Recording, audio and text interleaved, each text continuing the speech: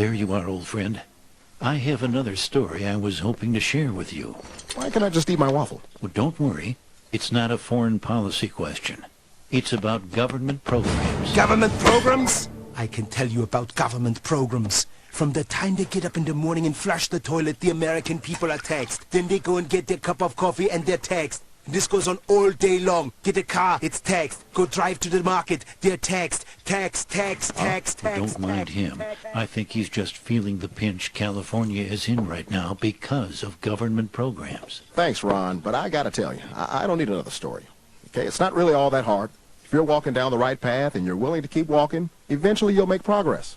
Well, let's talk about that progress. I knew I wasn't going to get out of this. Relax. You like stories, especially this one, because it's about you. I call it The Forgotten Man.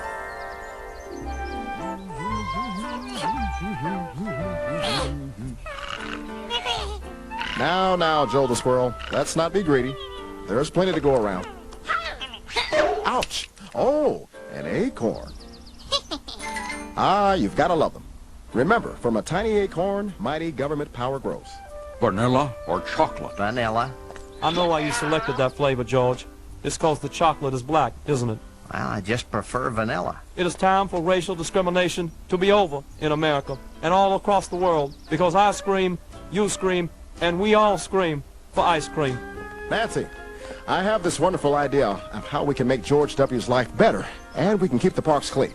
It's another government benefit program to cover 4 years of college tuition for George, and he has to complete only 1 year of community service. Do you think we can get support from Congress? Do I? Hey, Harry, I need the Senate to approve a new bill today, even if I have to call the vote at 3 a.m. Read it? You've never read them before. Why start now? What? Why are you talking to me like the CIA does? Stonewalls and lies. Look, just tell the party we don't need the votes of the Republicans. The news media has a slobbering love affair with the president, so we can create a diversion on the side and pass this through the House and Senate. Great. Ciao. Wow, that was easier than getting the Nobel Peace Prize. You know my philosophy. Whatever's good at $2 billion has got to be 3 times as good at $6 billion. It is. More money for George to go to college, and the park stays clean. But in all of this, there's one person who's not consulted. In my view, he's the most important person of all. The small business owner.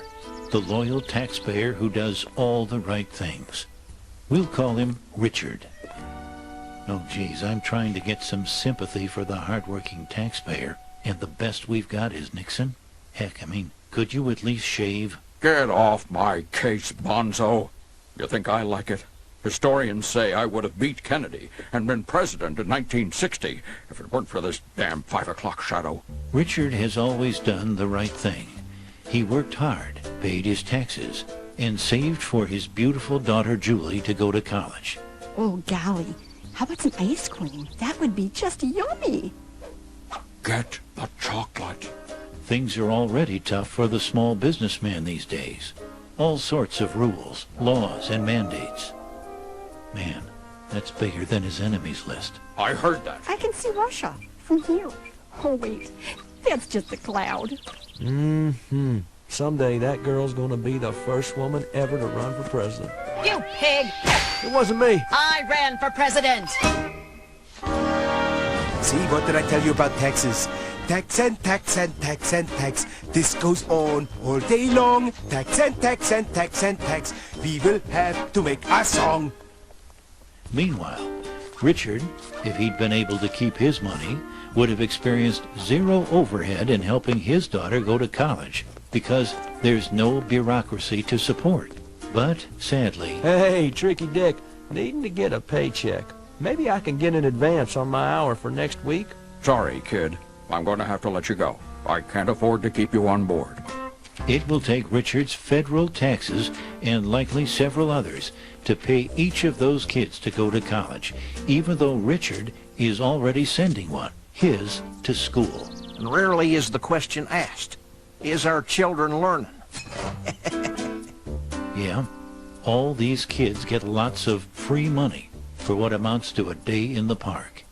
But what about Richard? He's been forgotten. There are millions of forgotten men and women who do the right things, work hard, save and scrimp to make the world a better place.